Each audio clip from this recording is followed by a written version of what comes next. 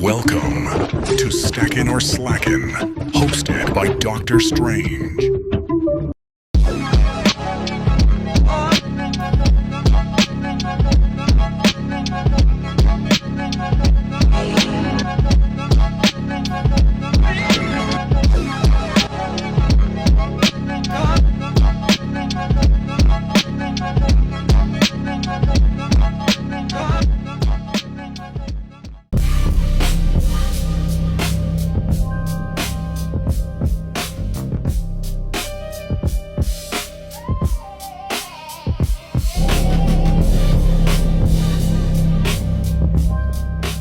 What's going on, VB gang? Welcome back to the channel, All Things Strange.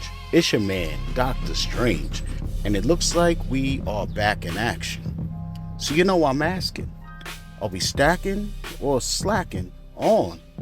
It's like we are getting Dazzler #1, so you know how we do it, man. We got a deep dive into this drop, get all the details. We can see right here in the bottom right corner, this one is going to be dropping at a $6.99 price point. So we got to get into all the particulars, man. If you're new to the channel, do hit the like and, of course, subscribe button. And if you're new to Veve Official, you're going to want to scan the QR code in the beginning of this episode or at the end of this episode and create your account. Get 10 gems to start. And you could basically get Dazzler #1 for free, man. So be sure to scan the QR, sign up to Veve if you are new. But what else do we got to do?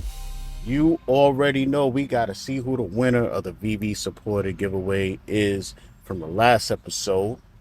And of course, ultimately, figure out, are we stacking or slacking on Dazzler #1? So let's dive into these drop details. Okay guys, so we are here checking out Dazzler #1 on the Veve app, and it says, in an effort to fulfill her dream of becoming a singer, Dazzler responds to a wanted ad at a disco venue.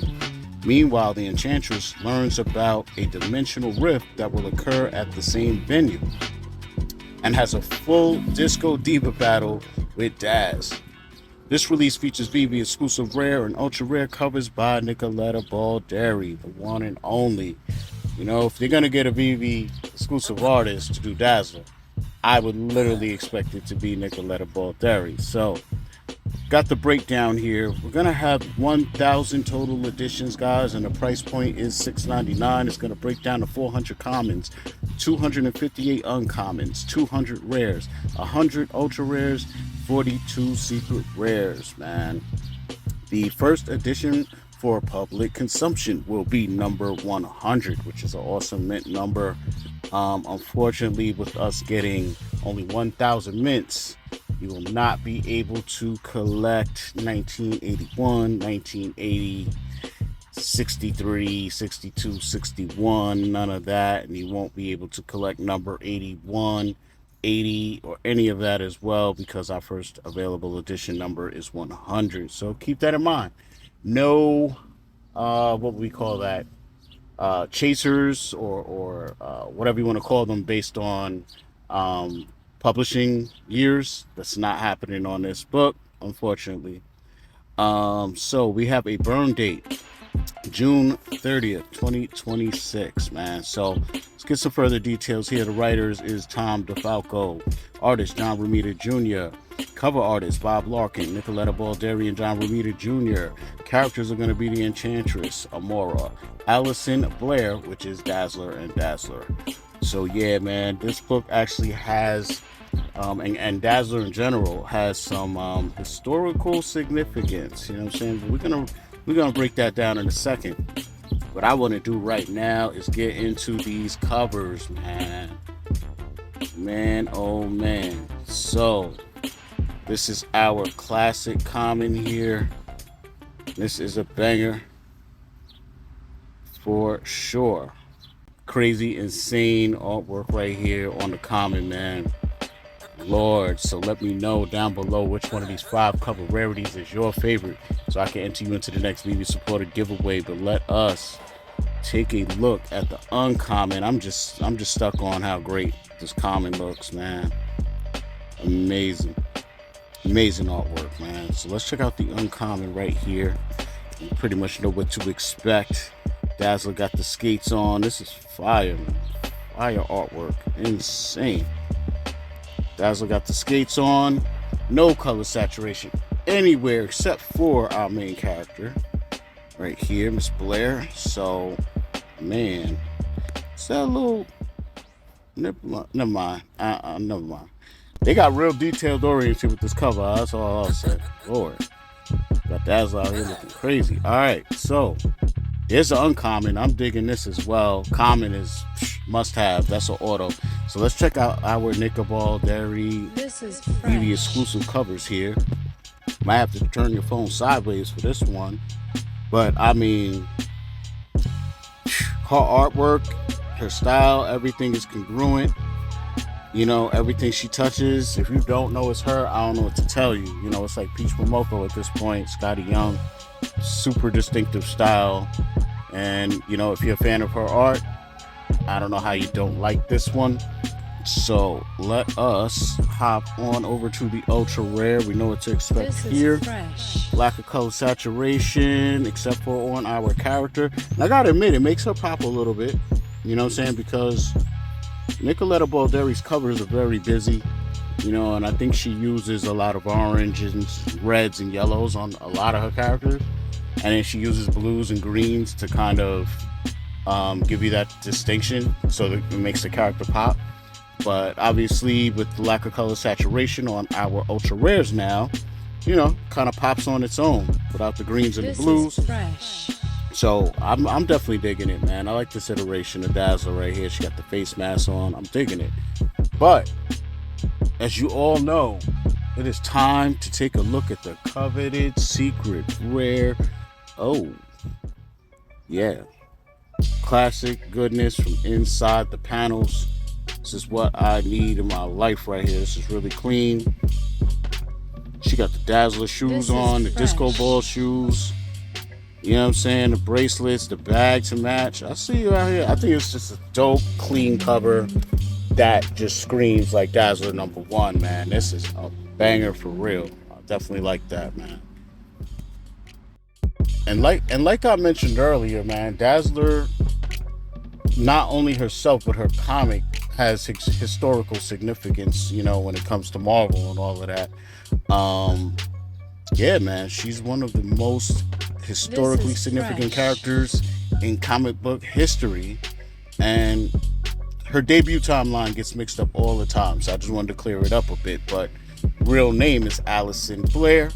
She's a mutant with the unique ability to absorb sound waves and convert them into blinding multicolored light and laser beams. But she didn't want to be a superhero. She just wanted to use her powers to put on the craziest stadium concert, light shows in the world, and make it big as a pop singer. You know, pop was big in the early 80s and all that, right? So a lot of casual fans think her story starts with Dazzler #1, but the collectors know what's up, man. Her debut was in Uncanny X-Men #130. That was in February of 1990. That was her first official appearance, you know what I'm saying? Created by Tom DeFalco, John Romita. She pops up right in the middle of the iconic Dark Phoenix saga. The X-Men literally discover her singing at the nightclub in New York while hunting for mutants. Man, you guys got to go back to X-130. Check that out, man. But in terms of a solo series, you got to go to March 1991. And this book, Dazzler #1, dropped over a year later. While X-Men 130 is an introduction, Dazzler #1 is where we finally get her backstory. Her law school grad past, her iconic clash with the Enchantress, all that good stuff. So, got a little history bomb for you that I mentioned earlier, right? So Dazzler #1 was Marvel's first direct market only comic. What does that mean? It means it wasn't sold on regular grocery store newsstands. So if you look at certain comics from the 80s, they'll have a barcode in the bottom left corner, and those tend to hold more value than when you see like Spider-Man's head in the bottom left corner. Those were direct to consumer, right? So The ones with the barcode, sorry, direct to market. The ones with the barcode are newsstands. So, especially, they had to literally weather a different type of storm than the direct comics. So, those tend to hold more value. You can only buy them at, dedicated comic shops at best. You know what I'm saying? So Marvel used her solo debut to test if comic shops could survive on exclusive titles, and it shattered all the records by selling over 400,000 copies, man. So it's crazy. X-Men 130 gave us the character, but Dazzler #1 literally changed the entire way comic books were bought and sold forever. So very interesting there, man. But without further ado, it is time to see who the winner of the last episode is and the winner of the Veve supported giveaway. So we got to do that right now. Let's get it. Okay, ladies and gentlemen, we are here on my last Stackin' the Slackin' episode for Fantastic Four number 18. You know how we do it, man. We're going to just get the link from here and hop on over to my favorite YouTube comment picker and get a winner. Looks like it was quite a bit of you active on this video, man. So good luck to everybody. Let's get it. Okay, guys, so we are here back on my new favorite comment picker. This one is CommentShark.com. So we're going to place our YouTube link right here. Here's our video. We're going to pick a random YouTube comment. Good luck to all of you who have entered. And don't forget, when you enter this episode's Veve supported giveaway and every episode's giveaway moving forward, do not forget to leave me your Veve username along with which one of these 5 cover rarities is your favorite so I can enter you to win. Let's pick a random YouTube comment and winner right now. I don't want to do that. Who was it? It was the fam. JP610 says that SR is fire. Yo, congrats JP610. I already have your Veve username, so now there is no need to send my collectibles a DM and bug him. You know what I'm saying? I got it from here, fam. So if you would like, you could always DM me on X, you know what I'm saying, just to make sure you're in the loop. You know what I'm saying? Have an idea when your prize is going out, all of that good stuff. But yo, I appreciate you staying active with the channel. And I appreciate you all, you know what I'm saying, supporting the channel, man. So drop those comments below. Give me your favorite cover. Give me your Veve username. And we're going to get you in the next episode's giveaway, man. But for now, it is time to head on over to Key Collector Comics. I always like to make sure I'm thorough before I decide on whether I am stacking or slacking on Dazzler #1. Okay, ladies and gentlemen, we're here on Key Collector Comics, as I promised, checking out Dazzler #1, and you can see this was released in March 1991.